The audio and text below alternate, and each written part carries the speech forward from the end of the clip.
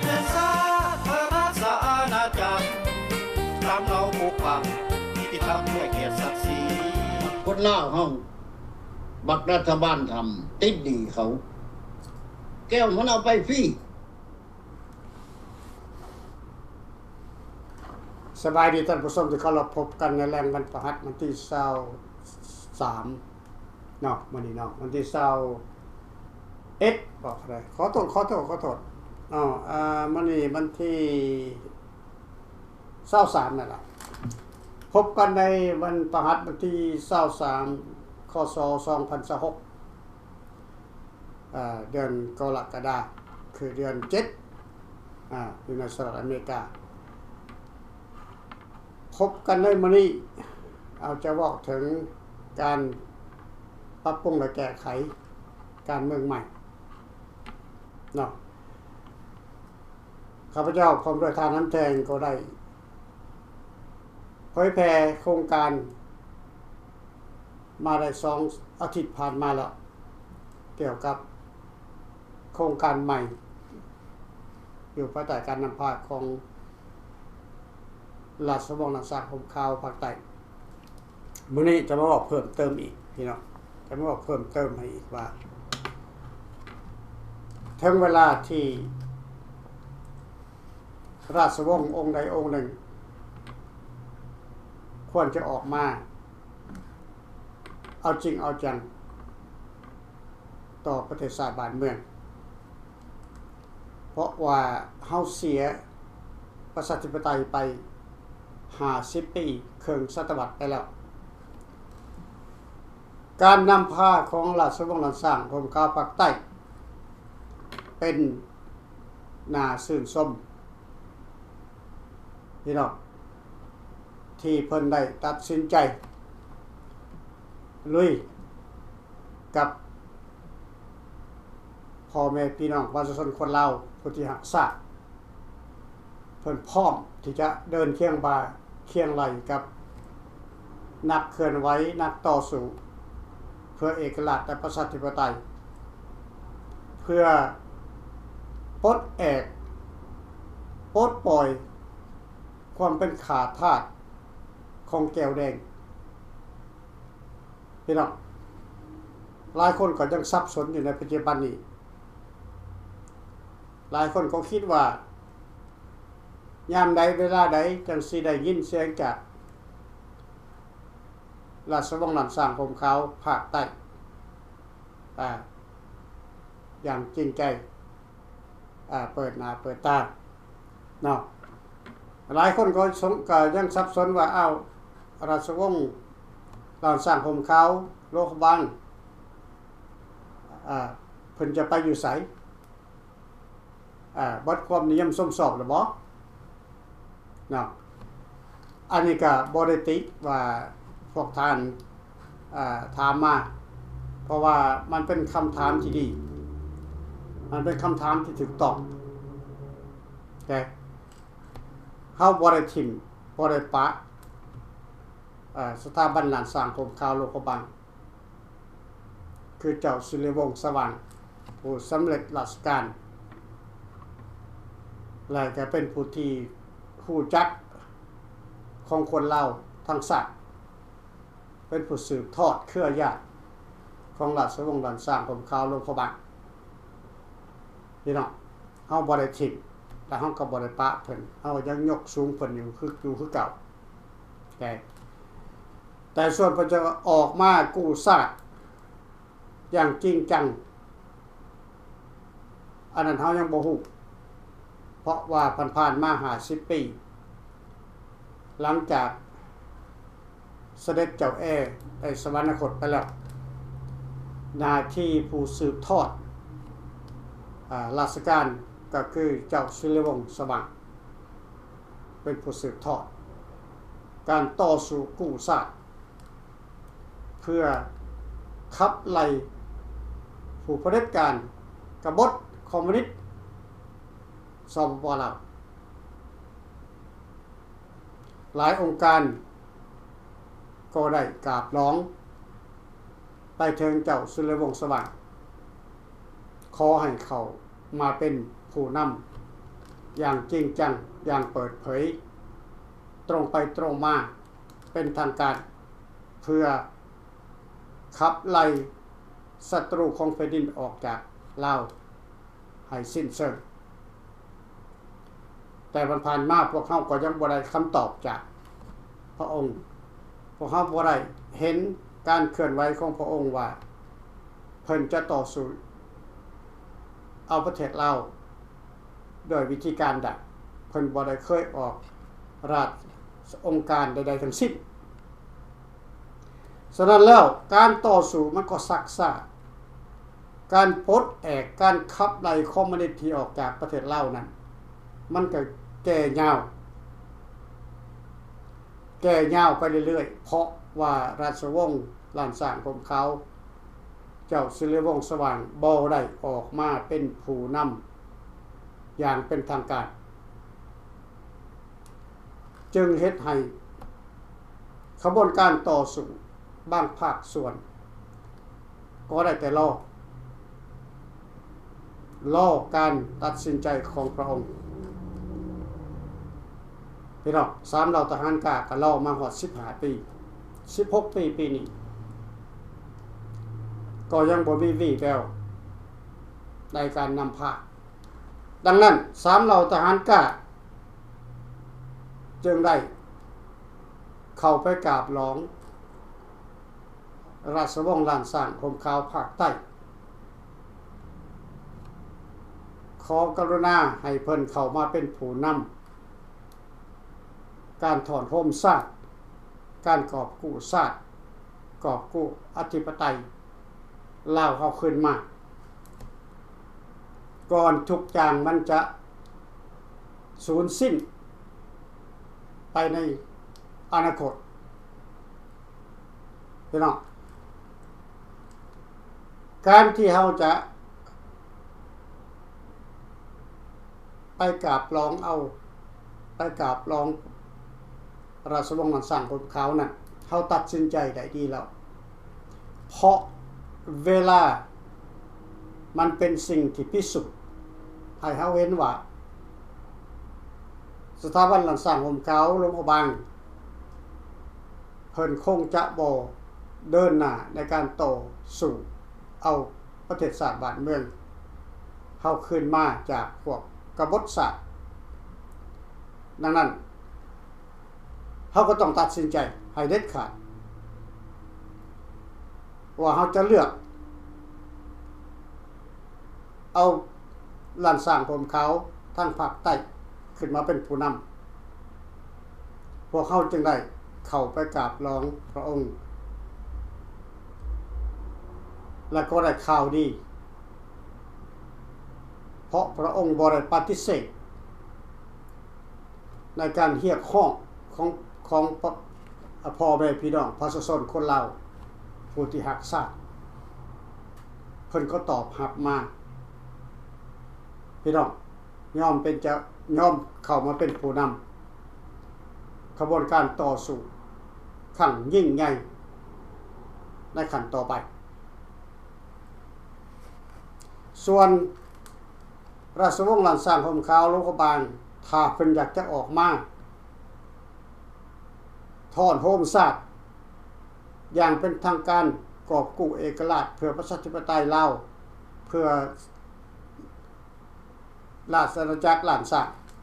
เพิ่นก็ยังมีโอกาสออกมาได้เพราะเพิ่นบ่ได้เบิดเพิ่นบ่ได้ชื่อยกเลิกเพิ่นสามารถเข้ามาเป็นผู้นำเป็นทางการได้ทุกเวลาพี่น้องเคียงบ่าเคียงไหลกันไปกับสถาบันล้านสร้างห่มขาวภาคไทยมีเจ้าทั้งสองภาคเข้ามาต่อสู้เพื่อเอกราชเพื่อประชาธิปไตยแห่งมี impact แห่งมีความกดดันสูงพี่น้องอันนี้ขอเฮียนให้พวกทานทราบกันไปทุกๆคนเนาะอยากให้เข้าใจเข้าไปในด้านบวกอยากให้เข้าใจในการร่วมสร้างเพื่อ ต่อต้านศัตรูของแผ่นดินพี่น้องในโครงการของสถาบันรันสร้างกรมข้าวภาคใต้ก็คือโครงการเดียวกับโครงการของ3เหล่าทัพทหารกล้าคือการท่วงสนธิสัญญาเวียงจันทน์ลาวร่วมลาววันที่11กุมภาพันธ์2573หรือว่าคำหนึ่งเป็นว่าการฟ้องร้องให้มีการสืบสวนฟ้องร้องทั้งองค์การสากลให้มีการสืบสวน investigate สืบสวนสนธิสัญญาเวียงจันทน์นั้นเป็นหยังจึงบ่ปฏิบัติตามโครงการหลังจากได้เซ็นสัญญากันแล้วภายใดเป็นผู้ภายผิดภายใดเป็นผู้เริ่มต้นภายใดเป็นผู้กบฏภายใดนั่นคือโครงการของราชวงศ์ภาคใต้เพิ่นเตรียมพร้อมที่จะเอาคดีนี้ยื่นต่อองค์การสากลให้มีการสอบสวนการเป็นมาของรัฐบาลคอมมิวนิสต์ทุกวันนี้50 ปีที่คอมมิวนิสต์ครองอำนาจมาในประเทศลาวนี่ได้มาแบบใดได้มาด้วยบริสุทธิ์หรือว่าได้มาด้วยการส่อโกงคือการยึดอำนาจแบบผิดกฎหมายสากลเพราะคนลาวพวกเฮาที่อพยพหนีจากประเทศลาวนั้นบ่หมายความว่าพวกเฮาสุดสิ้นในความเป็นเจ้าของแผ่นดินบ่แม่นพวกเฮาที่ต้นออกมาจากประเทศลาวนั้น1ก็คือเพื่อตัวเอาชีวิตรอด2ก็คือการถอยออกมาตั้งโตใหม่อยู่ต่างประเทศรอจังหวะว่าการปกครองของคอมมิวนิสต์นี่มันจะโหดร้ายเหมือนกับที่พวกเขาเคยได้ยินมาก่อนบ้านเมืองเขาจะแตกออกมาสังเกตกันว่าพวกพรรคคอมมิวนิสต์ที่มันยึดอำนาจไปนี่มันจะดีกว่ารัฐบาลภายเสรีประชาธิปไตยของราชอาณาจักรหลายปานใดเท่าเทียมน้อยหลายปานใดเมื่อเขาออกมาแล้วเขาก็เห็นกันโหดเหี้ยมของรัฐบาลใหม่ของรัฐบาลคอมมิวนิสต์หุ่นเสิร์ชแก้วแดงน่ะได้จับกุมและเค้นขาพี่น้องคนลาวชาวไร่ชาวนานักเรียนนักศึกษาข้าราชการชั้นต่ำถึงชั้นสูงจับไปขังจับไปฆ่าจับไปทรมานจับไปใส่ให้งานพี่น้องนั่นคือสิ่งที่มันเกิดหลังจากพวกพรรคคอมมิวนิสต์ยึดอำนาจไปเมื่อเขาเห็นอย่างสั้นแล้วเขาก็บ่สามารถจะกลับเข้าไปในประเทศลาวได้เพราะถ้าเขาเข้าไปเขาก็ถูกจับเขาก็ถูกฆ่าพี่น้องถูกทรมานลาวอพยพจึงกลายเป็นลาวต่างแดนเป็นลาวนอกมาตลอดทุกวันนี้รอท่าการเปลี่ยนแปลงในอนาคตว่ายามใดประเทศลาวหนึ่งจึงจะมีการเปลี่ยนแปลงกลับมาเหมือนเดิมพี่น้อง50 ปีผ่านไปลาวของพวกเขาก็ยังบ่มีการเปลี่ยนแปลงยังอยู่ภายใต้การกดขี่ข่มเหงของพวกปฏิการหุ่นเสิร์ชแก้วแดงอยู่นับมือจนนับมืออดนับมือหิวนับมือทรมานประชาชนผู้ที่หนีจากประเทศลาวบ่ได้และการมาของสถาบันหลานสร้างกรมข้าวภาคใต้ก็คือการอยากจะปลดแอกความทุกข์ยากความปากหมองของพ่อแม่พี่น้องประชาชนคนลาวทั้งชาติเพิ่นจึงตัดสินใจเข้ามาร่วมขบวนการต่อสู้เพื่อชาติเพื่อแผ่นดินพี่น้องอย่าไปคิดแนวอื่นให้คิดทางเดียวว่าถ้าพวกเขามีผู้นำอันที่สูงส่งและสูงสักเขามาเป็นผู้นำโลกสากลเขาก็จะรับรู้การเคลื่อนไหวของพวกเขาไวขึ้นพี่น้องให้คิด ให้เข้าใจว่าการนำผ้าของราชวงศ์หลานสร้างของเขาภาคใต้นี้เป็นการดีพี่น้องเพื่อนานาชาติองค์การสากลที่ว่าที่ว่าเขาควบคุมสถานการณ์ทั่วโลกเขาก็จะให้ความสนใจเข้ามาแก้ไขการเป็นอยู่ของเราของพวกเขาโดยใส่ผ่านไปทางโครงการของรัฐบาลฟรีลาวกาเวอร์เมนต์อยู่ภายใต้การนำพาของราชวงศ์หลานสร้างคมขาวภาคใต้พี่น้องจึงอยากเคียกข้องให้พ่อแม่พี่น้องประชาชนคนลาวจะเป็นไผก็ได้คนธรรมดาสามัญก็ได้นะเข้ามาร่วมให้กำลังใจเคียกข้องทั้งนักการเมืองนักเคลื่อนไหวทุกๆองค์การเข้ามาร่วมในการโครงการถอนโฮมของ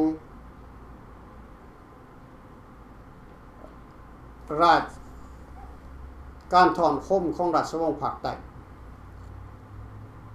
พี่น้องเพราะเวลามันจะบ่ล่อท่าพวกเขาทุกคนที่เป็นห่วงศาสตร์ห่วงแผ่นดินนั้นพี่น้องทุกคนมีอายุสูงเกินกว่าล่อและทุกวันนี้เขาก็เห็นผู้ที่หักศาสตร์ที่เคยเฮ็ดเวียกร่วมกันมา30 ปี40 ปีก็ล้มตายหายจากไปและผู้ที่ยังมีชีวิตอยู่ก็เป็นคนเสียองค์ขะไปบ่มีพลังจะลุกขึ้นมาต่อสู้แต่จิตใจยังสุดแต่ว่าพลังบ่เอาให้พี่น้องดังนั้นเฮาบ่ต้องรออีกถึงเวลาแล้วเข้ามารวมกันอยู่ในนี้อยู่ในรัฐบาลฟรีลาวกับบ่แม่นนี้ภายใต้การนำพาของราชวงศ์หลานสร้างคมขาวภาคใต้บ่ต้องไปคิดเรื่องอื่นบ่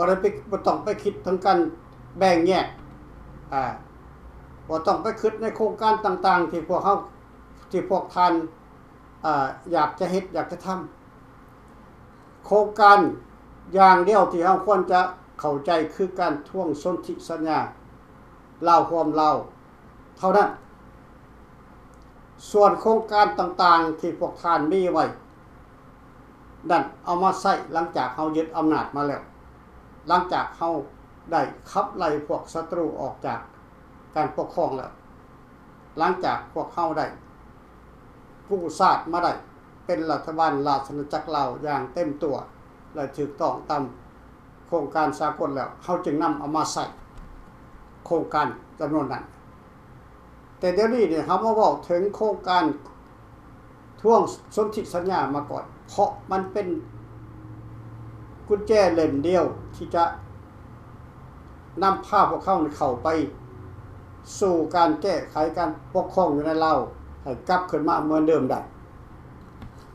พี่น้อง ถ้าท่านผู้ใดสนใจก็ให้ติดต่อเข้ามา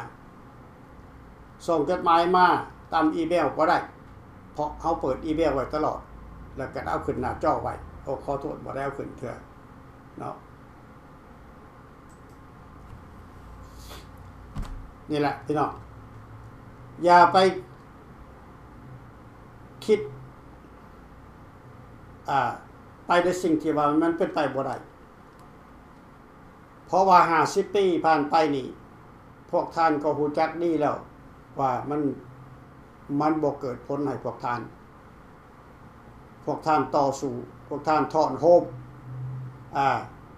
มานับครั้งบ่ได้แล้วรุ่นอาวุโสน่ะพี่น้องมันก็บ่สำเร็จย้อนหยังย้อนพวกท่านถอนโฮมบ่อยู่ในโครงการของสากลนั่นมันจะเป็นทางหลอกของพรรคคอมมิวนิสต์ที่เขาหลอกให้พวกเขาลงทางเขาบ่ให้นักต่อสู้นอกประเทศนี่เว้าถึงสนธิสัญญา เขาจะเหยาะย่องไปเว้าเรื่องอื่นๆซึ่งบ่เกี่ยวกับสนธิสัญญาและมันก็จะบ่เกิดผลพี่น้องเชื่อข้าพเจ้าเดี๋ยวนี้สนธิสัญญานี่ข้าพเจ้าได้ยืนไปหลายบอนแล้วองค์การสหประชาชาติก็ดีไว้เฮานี่ก็หลายครั้งฝรั่งเศสญี่ปุ่นไทยแลนด์ข้าพเจ้าได้ส่งไปเบิดเรื่องสนธิสัญญานี่แต่มันบ่ทันได้เกิดหมากออกผลได้ที่มันผ่านมาข้าพเจ้าหวังว่าหลังจากราชวงศ์ภาคใต้เข้ามาเป็นผู้นำแล้วทุกอย่างมันจะออกหมากออกผลอย่าง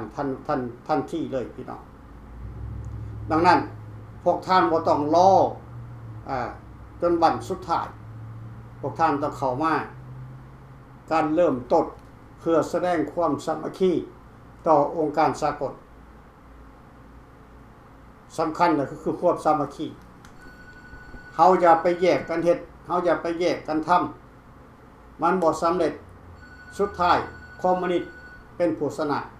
บ่แม่นเฮาเป็นผู้ชนะแม่นคอมมิวนิสต์เป็นผู้ชนะเพราะคอมมิวนิสต์มันวางแผนไว้ทุกอย่างเพื่อทับม้างกระบวนการการต่อสู้เพื่อความเป็นธรรมในเรามันใส่แผนการทับม้างมาตลอดพี่น้องยุทธการยุทธศาสตร์ของมันมีทั่วไปในทั่วโลกบ่เฮ็ดบ่ให้พวกเฮาซ้ำเข้าร่วมตัวกันได้แต่ดีต่อไปถ้าพวกท่านพร้อมที่จะยืนร่วมกับพวกเฮาก็ขอให้ตัดสินใจเพราะข้าพเจ้าบ่ได้เป็นผู้นำสูงสุดผู้นำสูงสุดก็คือสถาบันหลังสร้างกรมข่าวภาคใต้อีกบ่นานก็รอพี่น้องพวกท่านจะเห็นการเคลื่อนไหวของเพิ่นแต่ทั่วในสหรัฐอเมริกาและอยู่ทางยุโรปพวกท่านเห็นแน่นอนการเคลื่อนไหวของเพิ่นตอนนี้มันเป็นก็เป็นขั้นเจรจาการเริ่มต้นพวกท่านยังจะบ่เห็นเพิ่นออกมาง่ายพี่น้องมันต้องใช้เวลาเพื่อปรับปรุงแก้ไขกฎหมายต่างๆเพื่อให้มันเข้าห้องเข้าห้อยเพื่อให้มันถูกต้องตามกฎหมายสากลพี่น้องข้าพเจ้าจะบ่เว้าหลายเนาะเกี่ยวกับเรื่องการถอนโฮมพวกท่านเข้าใจกันหมดแล้วการถอนโฮมนี่ถ้าบ่มีราชวงศ์เข้ามาเป็นผู้นำแล้วการถอนโฮมก็จะบ่เกิดผลสำเร็จเชื่อข้าพเจ้าใน50ปีผ่านไปนี่เฮาเฮ็ดบ่ได้ก็เพราะราชวงศ์ผู้ที่เป็นผู้นำพาพวกเขาในสมัยก่อนน่ะเพิ่นบ่นักแน่นอยู่ในโครงการสนธิสัญญาเพิ่นไปนักแน่นเรื่องอื่นเขาจึงเสียเวลาเขาจึงหมดเวลาไปถ้าเพิ่นยึดมั่นในโครงการสนธิสัญญาเวียงจันทน์นี่พวกเฮาได้กลับคืนประเทศแต่โดนแล้วพี่น้องแต่โดนแล้วพี่น้อง40ปี30ปีขึ้นหลังไปแล้วพี่น้องแต่เขาขาดผู้นำผู้ที่ผู้เท่าถึงกันพี่น้องลาวเฮาแตกจอดหยังลาวเฮาแตกย้อนสนธิสัญญาถ้าว่าเฮาบ่เซ็นสนธิสัญญาหยุดยิงกับฝ่ายคอมมิวนิสต์ลาวก็บ่แตกประเทศลาวจะบ่ห่างและประเทศลาวจะบ่เป็นคอมมิวนิสต์เหมือนทุกวันนี้ถ้าเฮาบ่เซ็นสัญญาถ้ารัฐบาลราชจักรลาวบ่ยอมเซ็นสัญญากับฝ่ายคอมมิวนิสต์พี่น้องแต่ด้วยความเป็นห่วงต่อประชาชนบ่าวไฟราษฎรถ้ามีสงครามแต่แนวหอดใต้ประชาชนชาวชนบทต่างๆก็บ่มีบ่อนทำมาหากินเพราะว่าพบลูกปืนพบลูกแตกพบลบนี้ ระเบิดบ่เป็นอันกันทำมาหากินและก็มีการล้มตายกันมากมายดังนั้นเพิ่นจึงยอมเส้นสัญญาหยุดยิงลาวรวมลาวเพื่อประชาธิปไตยสนธิสัญญาเวียงจันทน์จึงเกิดขึ้นในวันที่11กุมภาพันธ์2573ในโครงการ18ข้อแต่สุดท้ายมาโครงการ18ข้อหรือสนธิสัญญาเวียงจันทน์ถือโคตรล่มจากฝ่ายคอมมิวนิสต์คือฝ่ายไกรสอนเป็นผู้นำในสมัยก่อนกับฝ่ายสุภาณวงศ์เป็นผู้โคตรล่มสนธิสัญญาเวียงจันทน์ประกาศยึดอำนาจในวันที่2ธันวาคม2575โดยเอากำลังพลของทหารของแก้วแดงเข้ามานาบคู่เค้นฆ่าจับกุมพ่อแม่พี่น้องประชาชนคนลาวข้าราชการทหารตำรวจกวดล้างให้หมดสิทธิ์บ่ให้มีเสื้อสายของรัฐบาลภายขวาพี่น้องทุกคนหูจักกันหมดเรื่องเล่าตัวนี้มันจึงกลับกลายมาเป็นอพยพย้อนพวกเขาถึกแบ่งแยกจากพรรคคอมมิวนิสต์บ่ยอมรับผู้เอารัฐบาลภายขวาถือว่ารัฐบาลภายขวาหรือว่าคนอยู่ที่รัฐบาลภายขวาเป็นศัตรูของพวกเขาจึงจับกุมเอาคนภายขวานี่ไปทรมานไปคุ้มขังไปขาทิ้งมากมายหลายหมื่นคนพี่น้องเหตุการณ์เหล่านั้นมันจะบ่ล่มสลายไปมันจะบ่หายสาบสูญไปตลอดกาลเพราะรัฐบาลภายขวาก็คือรัฐบาลภายราชอาณาจักรลาวซึ่งมีผู้นำจากราชวงศ์ภาคใต้นี่จะนำคดีต่างๆขึ้นสู่ศาลโลกขึ้นสู่องค์การสากลแจ้งการถึงเหตุการณ์ที่มันเกิดขึ้นหลังจากวันที่2ธันวาคม2575เป็นต้นมาพี่น้องเชื่อมั่นในการนำพาของราชวงศ์ภาคใต้เขาจึงจะได้การประเทศชาติบ้านเมืองเขาขึ้นมาเป็นของคนลาวอย่างแท้จริงพี่น้องศาสนาพระมหากษัตริย์และรัฐธรรมนูญเป็นของประจำศาสตร์ของพวกเขาถ้าบ่สามารถจะเปลี่ยนแปลงข้อใดข้อหนึ่งออกได้อยู่ในคำพังเผยตัวนี้นะฉะนั้นแล้วเมื่อถึงเวลาแล้วเมื่อถึงการเปลี่ยนแปลงแล้วเขาก็ต้องยอมเปลี่ยนแปลงเขาอย่าไปยึดมั่นในความเก่าแก่ในความยึดมั่นแบบเก่าๆแก่ๆถ้าว่าสิ่งที่เขายึดมั่นไว้มันหมดอายุแล้วมันบ่สามารถจะกลับขึ้นมาได้แล้วเขาก็ต้องหาที่พึ่งใหม่พี่น้องสอกหาที่พึ่งใหม่ที่พึ่งผู้ที่เพิ่นมีจิตใจและอยากจะแก้ไขอยากดูแลอันจริงจังแท้ๆพี่น้องเมื่อเฮาได้มาแล้วเฮาก็ต้องทนุถนอมเฮาต้องจงรักภักดีเฮาต้องให้ความนับถือเป็นอย่างสูงเพื่อให้ทุกอย่างมันไปอย่างลื่นเริงพี่น้องเนาะมื้อนี้ข้าพเจ้าจะแถลงข่าวแต่ซ้ำนี้ข้าพเจ้าบ่เว้ายืดเยื้อยาวนานถ้าทานได้พร้อมเนาะก็ให้ติดต่อมาหรือว่าถ้าทานได้เบิ่งและคลิปพอเข้าย้อนหลังไปแล้วก็นำเอาไปเผยแพร่ต่อมวลชนทุกๆคนเฒ่าแก่ใหญ่น้อยให้เข้าใจว่าเดี๋ยวนี้ราชวงศ์ภาคใต้เพิ่นได้ออกมาเป็นผู้นำการกู้ชาติเรียบร้อยแล้วและชาวลาวของพวกเราทุกภาคควรจะเข้ามาเต้าโฮมในหน่วยงานของเพิ่นนี่ในองค์การของเพิ่นนี่ในปีหน้าปี2027เพิ่นอาจจะมาเยี่ยมยามเฟรชโนแล้วก็จะมีการเปิดงานอันที่มโหฬารเพื่อต้อนรับและเพื่อเปิดตัวเป็นทางการพี่น้องเนาะฉะนั้นแล้วเฮาก็จะเห็นพ่อแม่พี่น้องประชาชนคนลาวของพวกเขานี่ออกมาให้การต้อนรับเป็นอย่างใหญ่หลวงในเวลานั้นเนาะขอบใจพบกันใหม่ในอาทิตย์หน้าครับ